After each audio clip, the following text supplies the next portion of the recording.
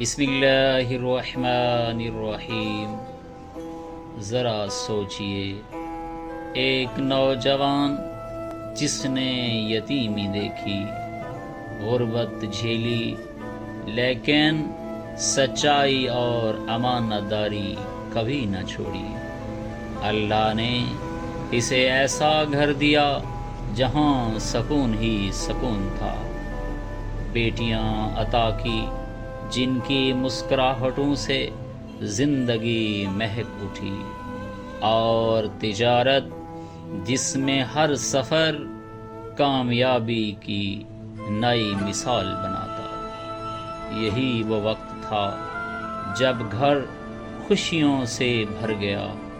حضرت خدیجہ سلام اللہ علیہا کے بطن سے بیٹیاں عطا ہوئیں، پہلے حضرت زینب، پھر حضرت رقیہ۔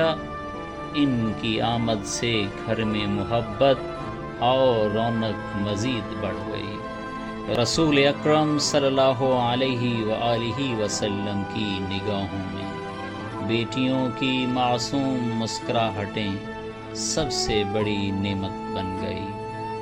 کاروبار بھی اپنی انتہا پر تھا۔ حضرت خدیجہ کا سرمایہ اور نبی پاک صلی اللہ علیہ وآلہ وسلم کی دیانتداری نے تجارت کو ایسی برکت بخشی کہ ہر سفر نفع پر ختم ہوتا۔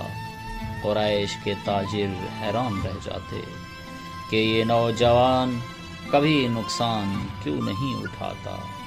یوں آپ صلی اللہ علیہ وآلہ وسلم کی شہرت اور عزت دن بدن بڑھتی گئی۔ دوسری طرف مکہ کی گلیاں اور بازار بھی آپ صلی اللہ علیہ وآلہ وسلم کے اخلاق کے چرچے سے گونج رہے تھے۔ صادق اور امین کے لقب ہر زبان پر تھے۔ بڑے بوڑھے آپ صلی اللہ علیہ وآلہ وسلم پر اعتماد کرتے۔ نوجوان آپ صلی اللہ علیہ وآلہ وسلم کو رول ماڈل سمجھتے، اور جھگڑوں میں لوگ سب سے پہلے آپ صلی اللہ علیہ وآلہ وسلم کو حاکم بناتے۔ کوئی بھی فیصلہ ہو، سب کی زبان پر ایک ہی بات ہوتی تھی، محمد صلی اللہ علیہ وآلہ وسلم سے زیادہ منصف کوئی نہیں۔